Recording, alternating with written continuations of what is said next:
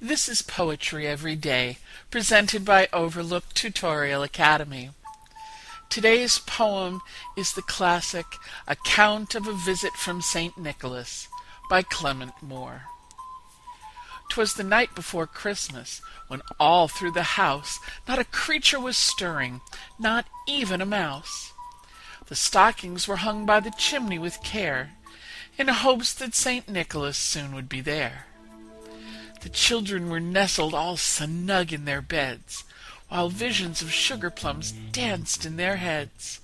And Ma in her kerchief, and I in my cap, had just settled our brains for a long winter's nap, when out on the lawn there arose such a clatter, I sprang from the bed to see what was the matter.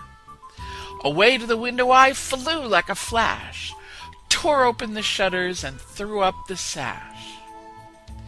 The moon on the breast of the new-fallen snow gave the luster of midday to objects below, when what to my wondering eyes should appear but a miniature sleigh and 8 tiny reindeer.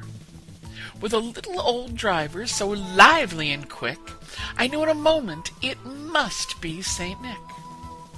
More rapid than eagles his coursers they came, and he whistled and shouted and called them by name.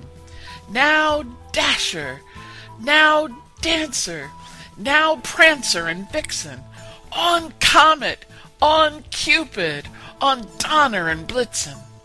To the top of the porch, to the top of the wall, now dash away, dash away, dash away all.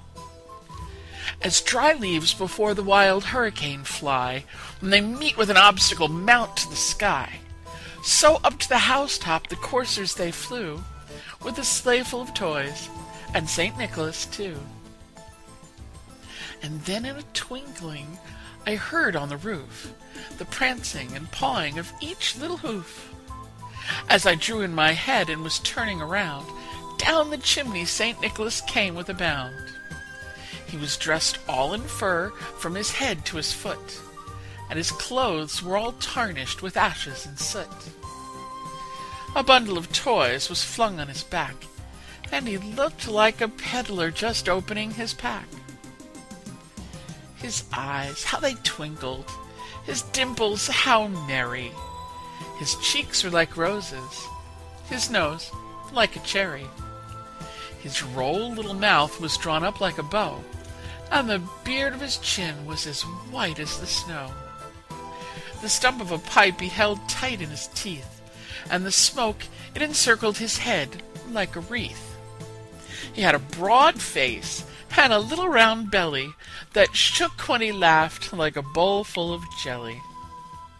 He was chubby and plump, a right jolly old elf, and I laughed when I saw him in spite of myself. A wink of his eye and a twist of his head soon gave me to know I had nothing to dread.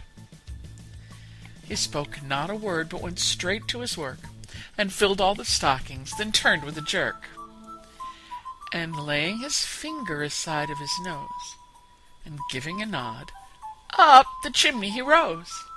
He sprang to his sleigh, to his team gave a whistle, and away they all flew like the down of a thistle.